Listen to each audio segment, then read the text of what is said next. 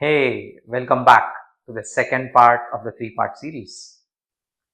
Are you ready to dive in and know what this compass is all about and how to navigate this treasure map called career path? The compass that I was talking about is nothing but the value. Now, what is it? Value from two perspectives. Value that your operations is adding to the end customer and the value that your operations is delivering to the business. They would most likely be correlated and similar, but understanding that value will guide you on whether you are doing the right thing and are you on the right track. Let me explain. A value to a customer, irrespective of what the services or a product that your company is offering, has only two dimensions, right? The first dimension is convenience. The second dimension is utility of the product. Okay. Let me explain with a little more concrete example. You're going with your friend to have coffee. Depending on what your need is, you might choose a Starbucks or a nearby Darshini. You just want a good coffee, but you want it soon and you don't have time, Darshini it is. Right? If you want to have coffee and catch up with friends and talk and have a nice ambience, you go to a Starbucks. So, you see, for the same product, the value is different depending on the context. So, and it has two parts, right? In both places, the coffee has to be good, okay? And the convenience part, that's the utility, the coffee, right? In Darshini, it is just the coffee. Darshini or any neighborhood coffee shop, the utility is purely coffee. What is the convenience angle?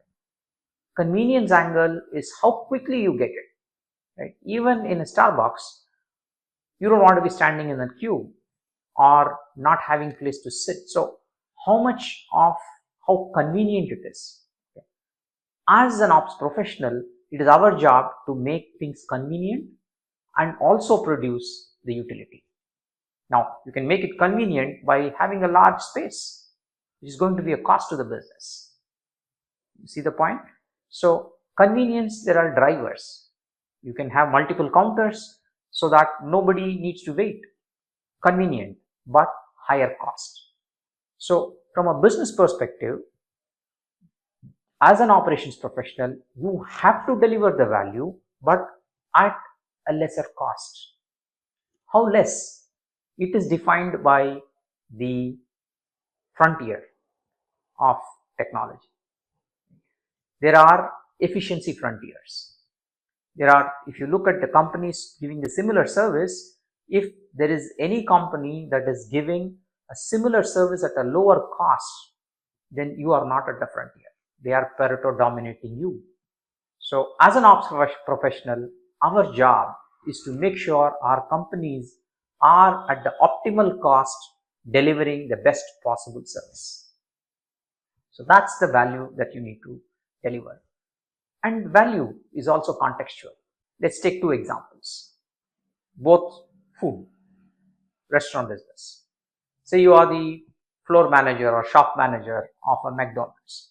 What does your customer expect? He wants a quick turnaround. He just wants to come in, pick the food, eat and leave. Not wait 1 minute longer than what it should take. What does the company want? The company needs maximum number of bills processed in an hour. Right? Maximize revenue per hour. So if you take both, they are aligned. You see, speed is of the essence. You do the speed here, deliver customers fast, quick, more billing. Let's take a fine dining restaurant, which is again in the food business. But then there the expectation from the floor manager by the customer is a good ambience, a good place to spend the time. There the value that the customer is seeking is to have a good time. And what is the value that the business is seeking from the floor manager? A larger bill per table. The nicer the time, the better the service, the better the options that are provided, the larger the bill is going to be. You see, a good service is going to make them stay longer and order more food, leading to larger bill. So you see, the values are always in sync. If you understand it clearly, you will always see this link. So that's the compass that you need to use. Now, how do you use value as a compass? You should take stock of the revenue or the dollar value that you are driving for your business. If you don't understand it and if you're not able to calculate it, then you should just move on. You are not in the right place and you are not the right person. It is always possible to measure and convert what you're delivering into dollar terms. Right? So that's the first step to use it. If it is growing and if it's not stagnating, you're in the right place, you're in the right direction. That's the first step to using the compass. The second step is to see the amount of money that you're getting paid is not more than 10% of the total value that you are delivering. If you're at the 10%, you're already at the border. If it's more than 10%, you are at risk because the value you're delivering is not commensurate with the salary that you're getting. If you are much less than say 8% of the total value that you are delivering, you still have way to grow, right? There is still headroom to grow. And that's how you know whether you are in the right place or is it time to move up or move out and look at other things. Because each role has a certain value and that's all the company and business would like to pay. If it's more than that, then you are at risk. This is a second way to use a compass.